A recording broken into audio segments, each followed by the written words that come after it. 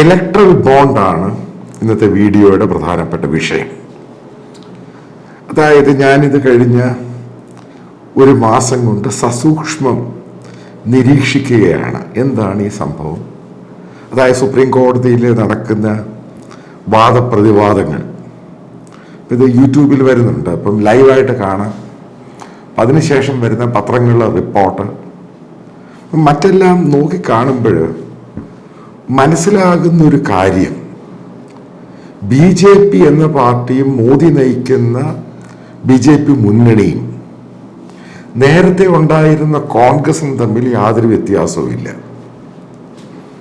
അതായത് ഈ ഡേറ്റ പുറത്ത് വന്നു കഴിഞ്ഞപ്പോൾ ഈ ഡേറ്റ മുഴുവനും എടുത്തു നോക്കി, ഇന്ന് മുഴുവൻ അതുമായിട്ടിരുന്ന് മറ്റുള്ള വെബ്സൈറ്റിലും ഏത് രീതിയിലാണ് ഈ ടെയിൻറ്റഡ് ആയിട്ടുള്ള കമ്പനി, അതായത് സാന്റിയാഗോ മോർട്ടിൻ്റെ ആണെങ്കിലും മറ്റുള്ള പല കമ്പനികളാണെങ്കിലും ഇവിടെയൊക്കെ EDയുടെയും CBIയുടെയും ഇൻകം ടാക്സിൻ്റെ ഒക്കെ റെയ്ഡ് നടന്നു.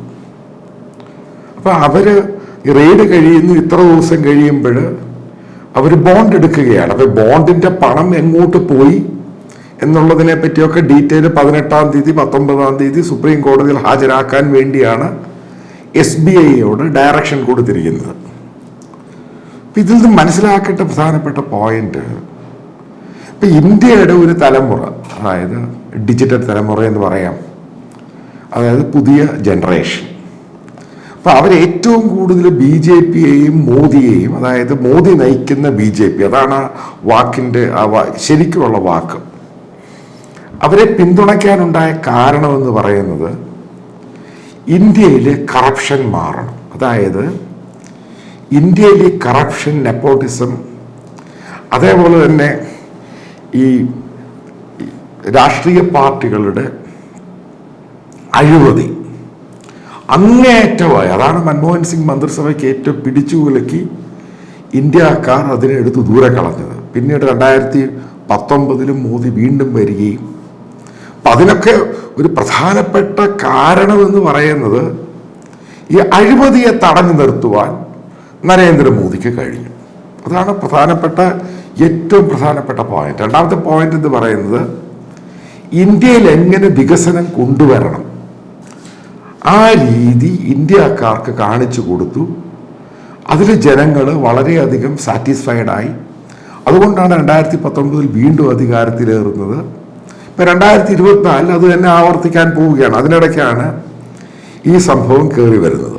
ഇപ്പോൾ സുപ്രീം കോടതിയുടെ ഡിറക്ഷൻ അനുസരിച്ച് ഈ പറയുന്ന ഡേറ്റകളൊക്കെ ഓരോന്ന് പുറത്ത് വരുമ്പോൾ ഏറ്റവും കൂടുതൽ അപമാനിതനാകുന്നത് BJP എന്ന പാർട്ടിയും അല്ല, ഇവിടുത്തെ ചെറുപ്പക്കാരാണ്. അവർക്കിത് ഉൾക്കൊള്ളാൻ കഴിയുമോ എന്നുള്ളതാണ് ഏറ്റവും വലിയ ചോദ്യം. അത് 2024 മോദി 400 സീറ്റ് അധികാരത്തിൽ വരുന്നൊന്നുമല്ല ഇവിടുത്തെ ക്വസ്റ്റ്യൻ.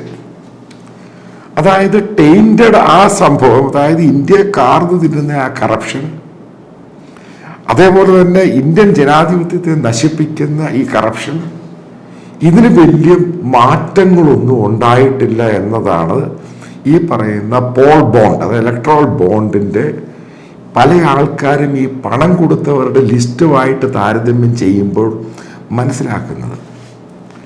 ഇതിനകത്ത് BJPക്ക് ഏകദേശം 6000 കോടിക്ക് അടുപ്പിച്ച് കിട്ടിയെന്ന് പറയുന്നു. അതിനെപ്പറ്റിയുള്ള എക്സാക്ട് ഡീറ്റെയിൽസ് വരാൻ പോകുന്നേ ഉള്ളൂ.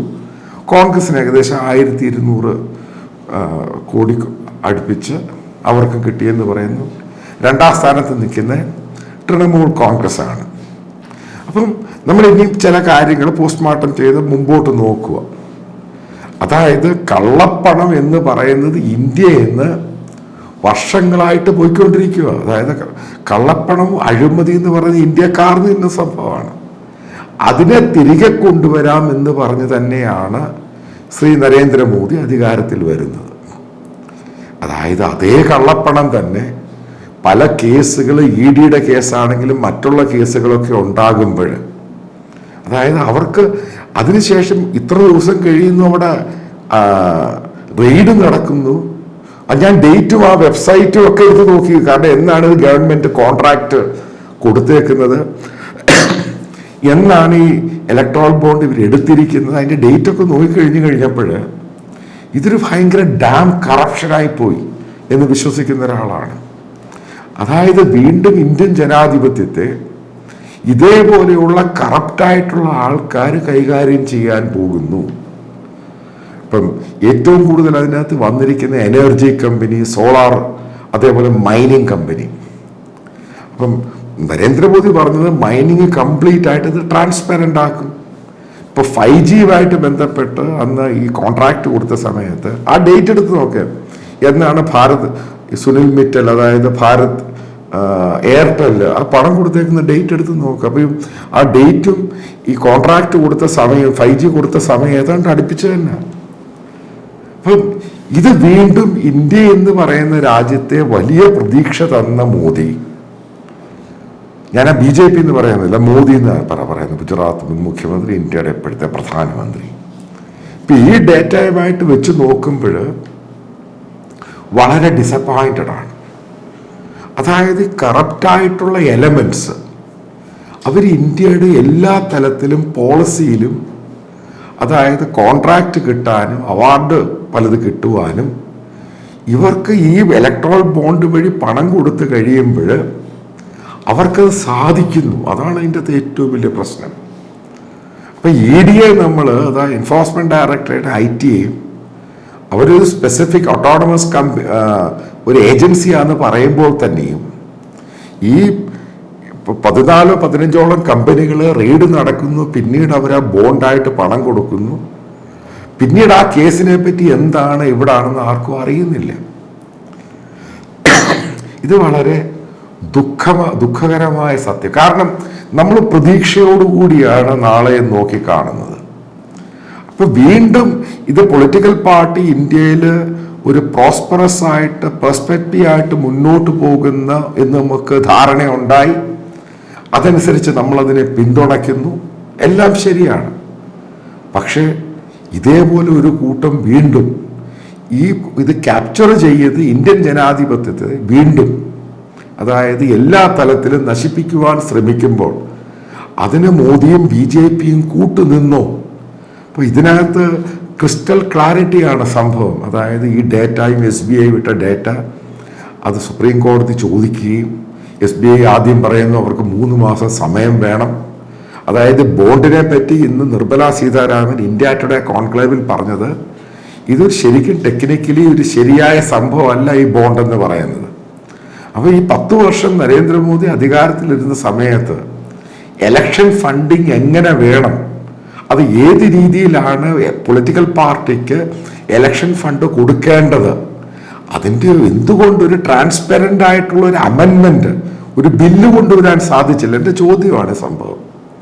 കാരണം ഈ ഇന്ത്യയിലെ എലക്ഷൻ എന്ന് പറയുന്നത്, ഏജൻസികൾ പറയുന്നത് ഏകദേശം $14 ബില്യൺ ഇന്ത്യയിലെ എലക്ഷനുകൾക്ക് ഒരു 5 വർഷത്തിനുള്ളിൽ ചെലവാകുന്നത്. അപ്പോൾ ഹ്യൂജ് എമൗണ്ട്. അപ്പോൾ ഈ ഇലക്ട്രോൾ ബോണ്ടിൻ്റെ ആ നമ്പേഴ്സ് കണ്ടാൽ ഷോക്കിങ്ങാണ്. ഓരോ പാർട്ടികൾക്ക് കിട്ടിയിരിക്കുന്ന എമൗണ്ട്, പ്രത്യേകിച്ച് BJP പവറിലാണ്, ഉറപ്പായിട്ടും അവർക്ക് കൂടുതൽ പണം കിട്ടും. TMCക്ക് കിട്ടിയേക്കുന്ന എമൗണ്ട്, കോൺഗ്രസിന് കിട്ടി ഇത്രയും പണം, അതായത് 22,000 കോടി അടുപ്പിച്ചൊക്കെ പറയുന്നത്. ഇത്രയും കോടികൾ ഇവരെന്താണ് ഉപയോഗിക്കുന്നത്, ചെയ്യുന്നത്? ഇതിനെപ്പറ്റി ഇവർ അക്കൗണ്ട് കൊടുക്കുകയോ കൊടുക്കാതിരിക്കുക, അതൊക്കെ രണ്ടാമത്തെ കാര്യമാണ്. പക്ഷെ ഇത്രയും പണമാണ് ഈ പൊളിറ്റിക്കൽ പാർട്ടിയിലോട്ട് വന്നിരിക്കുന്നത്. ഷോക്കിങ് വല്ലാത്ത ഷോക്കിങ്. കാരണം ഇലക്ഷൻ ഇത്രയും നടക്കുന്നുള്ളൂ, പൊളിറ്റിക്കൽ പാർട്ടിക്ക് ചെലവുണ്ട്, അതൊക്കെ നമ്മൾ സമ്മതിക്കുന്നു. പക്ഷെ ഇത്രയും വലിയ എമൗണ്ട് ഇതേപോലെയുള്ള സാന്റിയാഗോ മാർട്ടിന് 1300 കോടി രൂപയാണ് ഇലക്ട്രോൾ ബോണ്ടായിട്ട് കൊടുത്തിരിക്കുന്നത്. ഷോക്കിംഗ്. അതേപോലെ ചില കമ്പനികൾ 410 കോടി രൂപ. മേഘ എഞ്ചിനീയറിംഗ്, അവർക്കാണ് നാഷണൽ ഹൈവേയുടെ പ്രധാനപ്പെട്ട കോൺട്രാക്ട് പലതും ഈ ബോണ്ട് കൊടുത്ത ശേഷം കിട്ടിയിരിക്കുന്ന ഡേറ്റ് നമ്മൾ സിങ്ക്രണൈസ് ചെയ്യുമ്പോൾ മനസ്സിലാക്കാൻ സാധിക്കും. പിന്നെ അത് വെബ്സൈറ്റിലും, നാഷണൽ ഹൈവേയുടെ വെബ്സൈറ്റിലാണെങ്കിലും ഈ കമ്പനിയുടെ വെബ്സൈറ്റിലൊക്കെ പോയി നോക്കുവാണെങ്കിൽ അതിൻ്റെ ഡേറ്റയും ഡീറ്റെയിൽസും ഒക്കെ കിട്ടുന്നുണ്ട്. അപ്പം ഇത് വീണ്ടും ഒരു ക്രോണി ക്യാപിറ്റലിസം, അതായത് പണമുള്ളവർ ഇപ്പോൾ പ്രശ്നമുണ്ടാകുന്നു. അതായത് കോർപ്പറേറ്റും ഈ ക്രോണി ക്യാപിറ്റലിസം കൂടെ ഒരുമിച്ച് ഇന്ത്യയെ വീണ്ടും ഇത് പുറകോട്ട് കൊണ്ടുപോകുമോ എന്നുള്ളതാണ് ഏറ്റവും വലിയ പ്രശ്നം. കാരണം ഇവിടെ ഒരു വലിയ മൂവ്മെന്റ് നടന്ന ശേഷമാണ് നരേന്ദ്രമോദി ആന്റി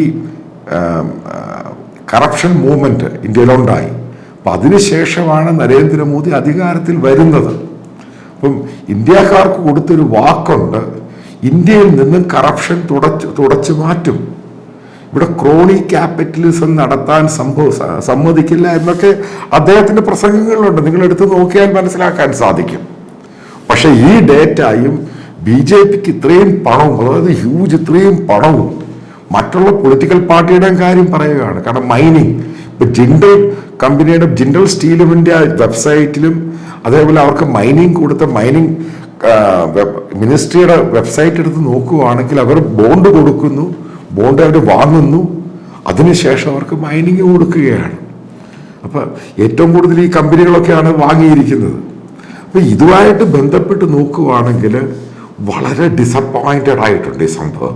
കാരണം അപ്പൊ ഇങ്ങനൊരു തലത്തിൽ ഇപ്പൊ ചെറുപ്പക്കാരാണെങ്കിലും ഇന്ത്യക്കാർ എന്ത് പ്രതീക്ഷയോടുകൂടിയാണ് മുന്നോട്ട് പോകേണ്ടത് എന്നുള്ളത് കൂടെ ഈ ഭരിക്കുന്നവരും BJP ഒക്കെ പറഞ്ഞു തരേണ്ട കാര്യമാണ്. അതേപോലെ തന്നെ ഇത് ഇന്റർനാഷണൽ തലത്തിൽ പോലും, അതായത് ഈ ഇലക്ട്രോൾ ബോണ്ടുമായിട്ട് ബന്ധപ്പെട്ട കറപ്ഷൻ, അതായത് ക്രോണി ക്യാപിറ്റലിസം, അത് ഇന്റർനാഷണൽ തലത്തിൽ പോലും ഇന്ത്യയെ ബാധിക്കും. കാരണം ഇന്ത്യ നല്ലൊരു ഇമേജ് ബിൽഡ് ചെയ്തു വന്നതാണ് ഗ്ലോബലായിട്ട്.